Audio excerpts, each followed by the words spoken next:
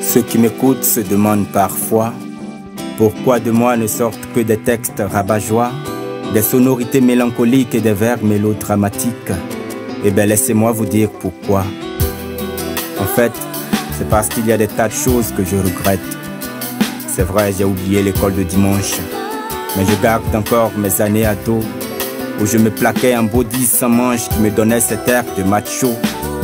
C'était l'âge des idoles. Partout dans ma chambre, des posters de Lady Gaga, de quoi me calmer les hormones, ou du moins les mettre sous contrôle. J'avais tout transformé en Golgotha. Pour mes propres parents, j'étais devenu une proie, un vrai Dracula. Je faisais ce que je voulais en toute inconscience. Et c'était ça mon adolescence. Une tranche d'âge que je regrette, aujourd'hui où je me rends compte que j'avais le choix.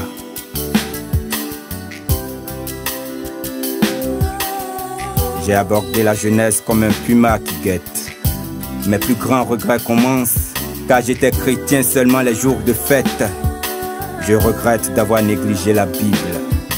Je ne sais plus pourquoi Satan m'a pris pour cible, mais tout montre que j'ai raté ma nouvelle naissance. Savez-vous que je n'ai jamais eu une vie de prière? Eh bien parce que depuis l'enfance, j'ai fait alliance avec la bière. Inutile de me parler de la foi. C'est moi-même qui ai interdit Saint-Esprit chez moi.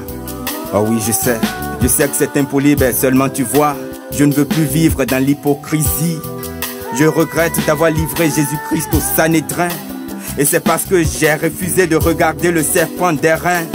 Je regrette d'avoir déserté mon église. Et franchement, j'ai peur qu'un jour tout ça me détruise. Je regrette de n'avoir accordé mon respect qu'aux nantis. Je regrette mon manque de charité. L'argent était ma seule garantie. Je regrette d'avoir critiqué mes dirigeants. Je me moquais des chrétiens zélés. Je regrette, ça me fait pleurer, je ne pourrais remonter le temps. Je regrette des tas de choses, je voudrais bien corriger. Je regrette d'avoir vendu mon droit d'aînesse. Je priais avec 3 sœurs, je sortais avec ma nièce. Toute ma jeunesse, j'ai vécu dans la fornication. J'aspire au paradis et me voilà toujours un chrétien caméléon. Je regrette chaque minute de masturbation. Oh non, je suis impur, j'ai peur de la bataille de Armageddon. Je regrette d'avoir accusé ma mère de m'aplao. La liste est longue et j'ai honte. Désolé, je suis complètement KO. De toute ma vie chrétienne, je n'ai jamais fait un seul jour de jeûne. Je suis une coquille vide et Satan se fout de ma gueule. Je regrette de n'avoir jamais rien fait de mes propres mains. Je suis bardé de diplômes, de projets, mais c'est moi qui ai toujours faim. Je regrette d'avoir emprunté un raccourci pour être gradé. Le Dieu d'Abraham prenait son temps, alors moi, j'ai dû devenir pédé. Je regrette, je suis membre d'une secte, d'un ordre mystique. Je suis sorcier, initié, auteur de 10 morts tragiques. Je regrette de n'avoir jamais donné ma dîme. Je me rends au culte sans jamais prévoir l'offrande, parce que je suis avare jusqu'au dernier centime.